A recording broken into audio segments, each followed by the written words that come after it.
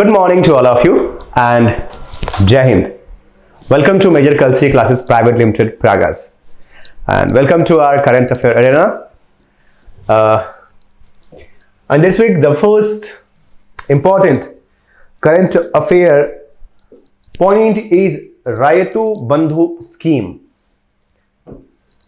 इस सप्ताह का सबसे पहला जो हमारा करंट अफेयर का पॉइंट है बच्चा, वो है आपका रायतू बंधु स्कीम या रायतू बंधु योजना.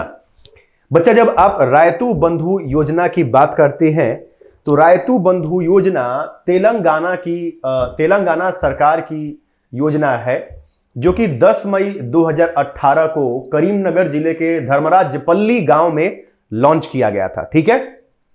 इस योजना के तहत 3 साल में 50,000 करोड़ रुपए का प्रत्यक्ष रूप से लाभ किसानों को दिया जा चुका है. इस योजना के तहत अगर आप देखेंगे तो एक वर्ष में रबी तथा खरीफ की फसल के लिए तेलंगाना सरकार प्रति हेक्टेयर 10,000 रुपए का क्या करता है, सहायता देता है. ठीक. प्रति एकड़ अगर देखा जाए तो हर सीजन में 5,000 रुपए की आर्थिक सहायता क्या किया जाता है बच्चा, दिया जाता है. ठीक इसी प्रकार से भारत सरकार ने पीएम किसान निधि योजना, प्रधानमंत्री किसान निधि योजना जारी किया था, जिसके तहत 6,000 रुपए वार्षिक प्रत्यक्ष रूप से किसानों को आर्थिक सहायता दी जाती है. ठीक. So here come on topic of Raitu Bandhu scheme. Then always remember that the Raitu Bandhu scheme was launched on 10th of May 2018 in Dharmarajapalli village of Karimnagar district in the state of Telangana. And Telangana state government proposed that per hectare government provide 5,000 rupee direct to the farmers who have 1 hectare land in a single season. In India, there is a 3 season of crops, Rabi, Kharif and Jaid. But in Telangana, for 2 season only, Rabi and Kharif. रबी और खरीफ की फसलों के लिए ही यहां पे बच्चा अगर देखा जाए तो क्या किया जाता है, 5-5 हजार रुपया 2 बार करके किसानों को प्रत्यक्ष रूप से सहायता, आर्थिक सहायता दी जाती है. दैट मीन कि in a single year if a farmer which exists in Telangana have 1 hectare land, then each year he get 10,000 rupee assistance or direct fund from government of Telangana. Is it clear? And as like this scheme, PM Kisan Nidhi scheme also launched by central government, and under this scheme, government of India proposed that ki in Rabi, Kharif and Jaid तीनों में देखा जाए बच्चा तो 2-2 हजार रुपए की assistance या आपको इकोनॉमिक सपोर्ट किसानों को करा जाता है. सॉरी, क्लियर है. चलिए, इसके बाद हम लोग इसको आगे बढ़ते हैं बच्चा. Now the next one is major Dhyanchand sports university. Recently हाल ही में देखा जाए बच्चा तो नरेंद्र मोदी ने मेजर ध्यानचंद स्पोर्ट्स यूनिवर्सिटी की आधारशिला रखा. कहां पे, तो मेरठ में. मेरठ, उत्तर प्रदेश के मेरठ जिले में मेजर ध्यानचंद स्पोर्ट्स यूनिवर्सिटी की आधारशिला रखा गया, जिसमें 1080 खिलाड़ियों को प्रशिक्षण देने की क्षमता होगी, जिसमें 540 पुरुष और 540 महिलाएं होंगी. इस खेल विश्वविद्यालय में synthetic hockey ground, football ground, basketball, volleyball, handball, kabaddi, lawn tennis, gymnast, synthetic running stadium, swimming तथा अत्याधुनिक खेल बुनियादी ढांचों से संबंधित यहां पे सुविधाएं उपस्थित होंगी. ठीक है. So the major Dhyanchand sports university is inaugurated by mister Narendra Modi. Inaugurated नहीं, इट्स फाउंडेड बाय या lay the foundation stone by Mr. Prime Minister Narendra Modi in the district Meerut of Uttar Pradesh. The capacity of this university is about 1080 sports person. Out of these, 540 female and 540 male. In this university, This sports university will be equipped with modern state-of-the-art sports infrastructure, including synthetic hockey ground, football ground, basketball, volleyball, handball, kabaddi, lawn tennis, gymnastics, synthetic running stadium, swimming pool, multi-purpose hall and a cyclic velodrome. इसके अलावा बच्चा अगर देखा जाए, it's also facility for shooting, squash, gymnastics, weightlifting, archery and canning. मतलब पूरी तरीके से देखेंगे कि by this university we prepare great Olympians in future, great sports person in future. Is it clear that कि major Dhyanchand national sports university foundation stone laid by Mr. Prime Minister Narendra Modi in the state of Uttar Pradesh district Meerut. Is it clear? Now the next one is Under 19 Asia Cup 2021. India ने Dubai में Duckworth Louis पद्धति के माध्यम से श्रीलंका को under 19 cricket के final में, under 19 Asia cricket cup के फाइनल में बच्चा हरा के क्या किया है, एशिया कप पे अपना कब्जा जमाया है। ठीक, India has won the under 19 Asia cricket cup by defeating Sri Lanka by 9 wickets in a rain-interrupted one-day international final, which is held in Dubai by Duckworth Lewis stand method. Is it clear? Is it clear, बच्चा? चलिए, now DRDO, Defense Research and Development Organization, रक्षा अनुसंधान एवं विकास संगठन, रक्षा अनुसंधान और विकास संगठन जनवरी की पहली तारीख को अपना 64वां रेजिंग डे या डीआरडीओ दिवस क्या किया बच्चा, मनाया। ठीक, डीआरडीओ के इस समय चीफ कौन है, डॉक्टर जी सतीश रेड्डी। ये आप याद रखिएगा कि डीआरडीओ के चीफ इस समय डॉक्टर जी सतीश रेड्डी हैं। डीआरडीओ का गठन अगर देखा जाए बच्चा तो 1 जनवरी 1958 को भारतीय सेना के तत्कालीन प्रतिष्ठान जो टीडीई था और रक्षा विज्ञान संगठन दोनों को एक साथ मिला के क्या किया गया था बच्चा, डीआरडीओ बनाया गया था। क्लियर है? DRDO celebrate their 64th raising day on January 1st 2022. Dr. G. Satish Reddy currently chaired the Defense Research and Development Organization. DRDO was constituted by the accumulation of TDE, Technical Development Establishment, and Directorate of Technology Development and Production with Defense Science Organization on January 1st, 1958. With the accumulation of these two organizations, it converted into DRDO. Is it clear? DRDO is constituted on January 1st, 1958 with the accumulation of DSO and DTPD. Clear? And currently, it is chaired by Dr. G. Satish Reddy. Sorry. Now, next one is Bucharest 9 group या B9 group. हाल ही में बच्चा अगर देखोगे तो Lithuania ने Taiwan को अपने जमीन पर या अपने देश में दूतावास खोलने की अनुमति दे दी है। ठीक है, अब इससे अगर देखा जाए तो चीन को काफी ज्यादा समस्या हुई और चीन का मानना यह है कि ताइवान एक अलग देश नहीं है, वो चीन का ही हिस्सा है। ठीक, चीन का यह मानना है कि ताइवान एक अलग देश नहीं है, वो चीन का ही हिस्सा है। ठीक, जबकि अमेरिका और अन्य देश लिथुआनिया के इस स्टेप को सपोर्ट कर रहे हैं। ठीक है बच्चा, रूस अगर देखा जाए तो 2014 में क्रीमिया पे कब्जा किया। ठीक है, क्रीमिया अगर देखा जाए तो यूक्रेन का एक छोटा सा द्वीप है जो कि बच्चा एग्जिस्ट कहां करता है,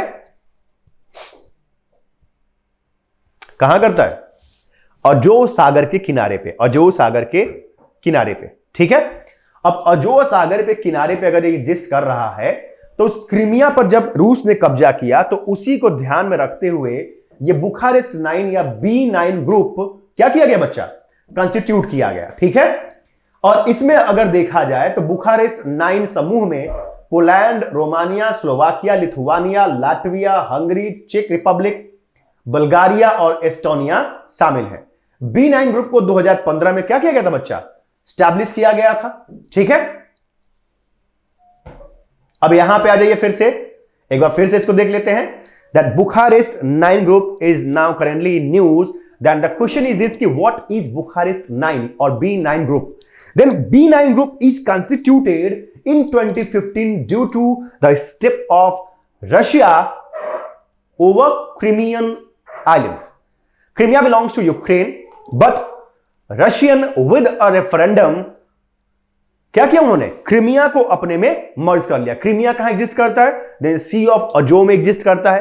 ठीक है, सी ऑफ अजो कहां पे बच्चा, तो आप थोड़ा सा अगर ज्योग्राफी जानोगे तो ब्लैक सी और अजो सी को जो ऐड करता है स्टेट ऑफ कर्च, आई मीन कि ईस्टर्न यूरोपियन स्टेट अगर आप देखेंगे वहां पे आपको अजो सागर मिल जाएगा, उसी अजो सी में आपको क्रीमिया एग्जिस्ट करता है। ठीक है, तो अब ये न्यूज में इसलिए आया क्योंकि B9 ग्रुप का ही एक मेंबर स्टेट है Lithuania.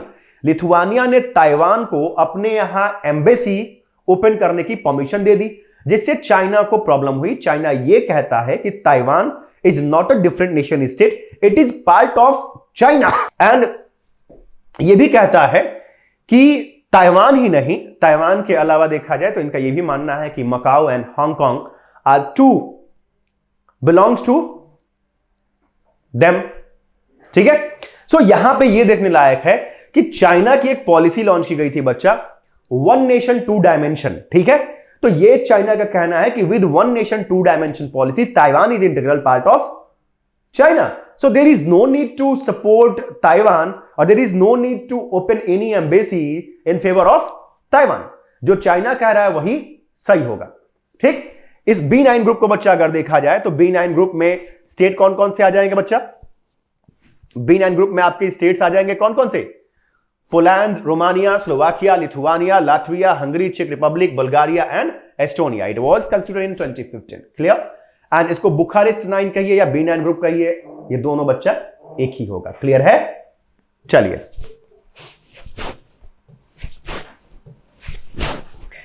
Now United Nation Security Council statement on nuclear war. हाल ही में अगर बच्चा देखा जाए तो 3 जनवरी 2022 को क्रेमलिन के बयान को अगर देखा जाए तो यूनाइटेड नेशन सिक्योरिटी काउंसिल ने क्या किया, प्रकाशित किया, जिसमें रूस, चीन, ब्रिटेन, संयुक्त राज्य अमेरिका और फ्रांस, जो कि 5 परमाणु संपन्न देश हैं, इन्होंने परमाणु हथियारों के आगे प्रसार और परमाणु युद्ध से बचे जाने के लिए अपनी जवाबदेही तय किया, या फिर इन्होंने यह प्रपोज किया कि भविष्य में किसी भी प्रकार का परमाणु युद्ध ना हो, परमाणु आयुधों में प्रचार प्रसार ना हो। ठीक, और विश्व न्यूक्लियर वॉरहेड या परमाणु बमों से सुरक्षित रहे। यहां पे 2 चीजें महत्वपूर्ण हो जाएंगी बच्चा कि यूनाइटेड नेशन सिक्योरिटी काउंसिल क्या है, सुरक्षा परिषद क्या है। ठीक, और दूसरी चीज कि इन 5 देशों को ही क्यों परमाणु बम रखने की छूट दी जाती है। तो सबसे पहले देखा जाए तो अगर आप पहले इस पे हम लोग एक बार आ जाते हैं, फिर इसको क्लियर करते हैं। United Nations Security Council recently make a statement on nuclear war, which was published by Kremlin on January 3, 2022. Here, the 5 nuclear-powered countries make a statement that the world should avoid nuclear war as well as the proliferation of nuclear warheads or nuclear bombs. Is it clear? Now, the question is that what is Security Council? Then always remember that the Security Council is an important part of United Nations organization. सुरक्षा परिषद संयुक्त राष्ट्र के 6 महत्वपूर्ण अंगों में से एक है, जिसमें 5 परमानेंट मेंबर हैं, 5 अस्थायी सदस्य हैं और 10 अस्थायी सदस्य होते हैं। जो 5 अस्थायी सदस्य हैं, the 5 permanent member is USA, Britain, France, China and Russia. जो अस्थायी सदस्य हैं बच्चा वो कौन कौन से हैं, अमेरिका, इंग्लैंड, फ्रांस, चाइना तथा रूस। ठीक है, इसके अलावा इन 5 राज्यों को ही न्यूक्लियर बॉम्ब रखने की इसलिए छूट है क्योंकि एक ट्रीटी साइन हुई थी 1968 में बच्चा। 1968 में एक संधि समझौता हुआ था जिसको कहा जाता है एनपीटी, नॉन प्रोलिफरेशन ट्रीटी, परमाणु अप्रसार संधि। परमाणु अप्रसार संधि 1968 में, यानी कि NPT was signed in 1968 and it enforce in 1970 with 50 member ratification. Clear? And under this NPT there is a clause that before 1967 who have tested their nuke bombs then they have right to contain their bombs and who have not, उनके पास कोई भी अधिकार नहीं है कि वो अपने nuclear bomb रख सकें। और 1967 के पहले सिर्फ 5 ही ऐसे देश थे जिन्होंने अपने न्यूक्लियर बॉम्ब को टेस्ट किया था। उनमें वो देश कौन कौन से बच्चा? तो अमेरिका, रूस, चीन, फ्रांस तथा ब्रिटेन। इन्हीं 5 के पास ऑफिशियली अधिकार है कि ये न्यूक्लियर बॉम्ब रख सकते हैं। Bharat, Pakistan, Israel, north Korea और साउथ सुडान, ये 5 ऐसे देश हैं जिन्होंने अब तक एनपीटी को साइन नहीं किया हुआ है। ठीक है बच्चा, और इस वजह से इंडिया, पाकिस्तान, इजराइल और नॉर्थ कोरिया अपने पास न्यूक्लियर बॉम्ब रखा हुआ है। अगर हम एनपीटी साइन करते हैं या इंडिया, पाकिस्तान या इजराइल जैसे देश अगर एनपीटी बच्चा साइन करते हैं तो उनको अपने न्यूक्लियर वॉरहेड्स क्या करने पड़ेंगे? एलिमिनेट करने पड़ेंगे। ठीक है, चलिए नाउ शिरकॉन मिसाइल। हाल ही बच्चा देखा जाए तो रूस ने एक फ्रिगेट से शिरकॉन मिसाइल को सक्सेसफुली टेस्ट किया जो कि हाइपरसोनिक क्रूज मिसाइल है। ठीक है, अब हाइपरसोनिक क्रूज मिसाइल अगर देखा जाए तो इसकी स्पीड देखिएगा तो 5 मैक के आसपास होता है, मतलब साउंड की स्पीड से 5 गुना ज्यादा। क्लियर रहेगा? सो रिमेंबर दैट कि Zircon missile is successfully tested by Russians from a frigate as well as submarine and the Zircon missile is hypersonic missile with the speed of 5 Mach. Clear? 5 Mach stand for that 5 times of the speed of sound. Clear रहेगा बच्चा? So the next one is World Braille Day. विश्व Braille दिवस।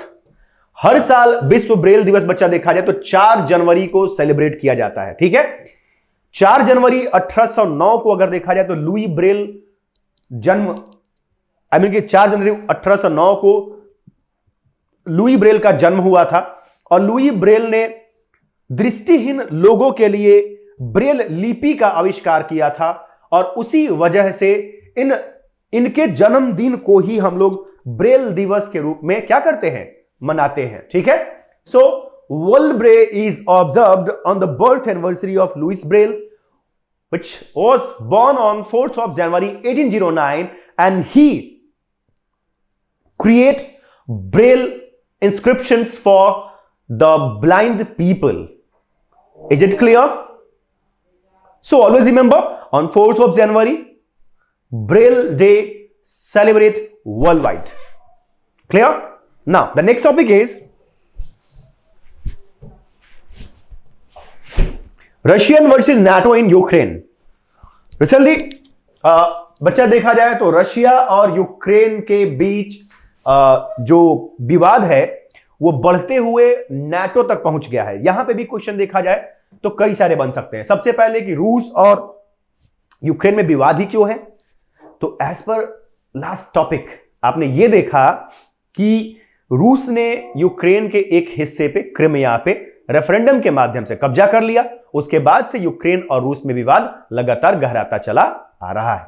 ठीक है, अब यह विवाद NATO की तरफ कैसे मुड़ गया? क्योंकि यूक्रेन को डायरेक्टली नाटो स्टेट का समर्थन है। नाटो स्टेट कौन है बच्चा? तो नाटो वाज फॉर्म्ड, या North Atlantic Treaty Organization was formed on 4th April 1949 with the objective of collective security और securing western European nation state as well as US and Canada. Clear? So अभी अगर देखा जाए तो आप ये बोल सकते हैं, अब देखो नाटो नीचे दिया हुआ आपको कि NATO was formed on 4th of April 1949, headquarter exist in Brussels. ठीक, और headquarter of allied command operation in exist in Belgium Mons. ठीक है बच्चा, और जो नाटो इन लोगों को सपोर्ट कर रहा है, आई मीन कि यूक्रेन को, इसलिए क्योंकि नाटो का फॉर्मेशन इसीलिए हुआ था कि ऐसे स्टेट जिन पे सोवियत यूनियन अटैक करता है, आइडियोलॉजिकली अटैक करता है, तो उनको सपोर्ट करने के लिए या उनको सिक्योर करने के लिए नाटो हमेशा आगे रहेगा। नाटो का काम सिर्फ यही नहीं है, नाटो वर्ल्ड पीस के लिए अच्छा काम करता है। गल्फ ऑफ अडन में कई सारी एंटी पायरेसी एक्टिविटी भी उसने हेल्प कर रखा है, ठीक है। सो नाटो सिर्फ सोवियत यूनियन के अगेंस्ट या फिर सोशलिस्ट आइडियोलॉजी के ही अगेंस्ट नहीं बना था, वो वर्ल्ड पीस के लिए बना था, और एज इट इज वो अच्छा देखा जाए तो काम कर भी रहा है, ठीक है। चलिए, और नाटो के अंदर इस समय 30 देश आते हैं। NATO have 30 member state and the newest one is Macedonia. Macedonia NATO का सबसे नया सदस्य है, ठीक है। चलिए, now the next one is Odisha Ganjam district is now child marriage free. हाल ही में ओडिशा का जो गंजम जिला है बच्चा, गंजम जिला पूरी तरीके से बाल विवाह मुक्त जिला क्या हुआ है, घोषित हुआ है, ठीक है। गंजम जिला में निर्भया कढ़ी, आई मीन की फियरलेस बर्ड नामक एक स्कीम चलाई गई थी, जिसके तहत इस जिले को चाइल्ड मैरिज फ्री या बाल विवाह मुक्त घोषित किया गया है। यह उड़ीसा का ऐसा पहला जिला है जो कि चाइल्ड मैरिज फ्री या बाल विवाह मुक्त जिला के रूप में एग्जिस्ट कर रहा है। सो आप इसको बस याद रखिएगा कि Odisha Ganjam district now declared itself a child marriage free district, and this one is first in this state. A scheme named Nirbhaya Kadi or Fearless Bird was launched by state government in this district for eliminate the child marriage. Is it clear? Now, the next topic is Apple become world first company to hit 3 trillion M cap. Apple विश्व की पहली ऐसी company बनी है जिसकी market value $3 trillion है।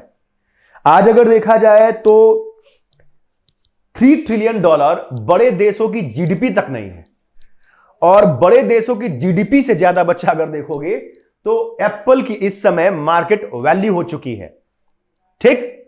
$3 trillion GDP या उससे ज्यादा अगर किसी की जीडीपी है तो वो आपका यूएसए है, चाइना है, जापान है, इंडिया है, ब्रिटेन है। इसके अलावा और किसी की $3 ट्रिलियन की जीडीपी नहीं है बच्चा, ठीक। इसके अलावा सभी देश की जो जीडीपी है वो $3 ट्रिलियन से नीचे ही है। और यहां बच्चा देखा जाए तो एप्पल की जो वैल्यू है, मार्केट वैल्यू है $3 ट्रिलियन इस समय हो चुकी है, और विश्व की यह पहली ऐसी कंपनी है जिसकी मार्केट वैल्यू $3 ट्रिलियन है। इस समय एप्पल को अगर देखा जाए तो इनके सीईओ टिम कुक है।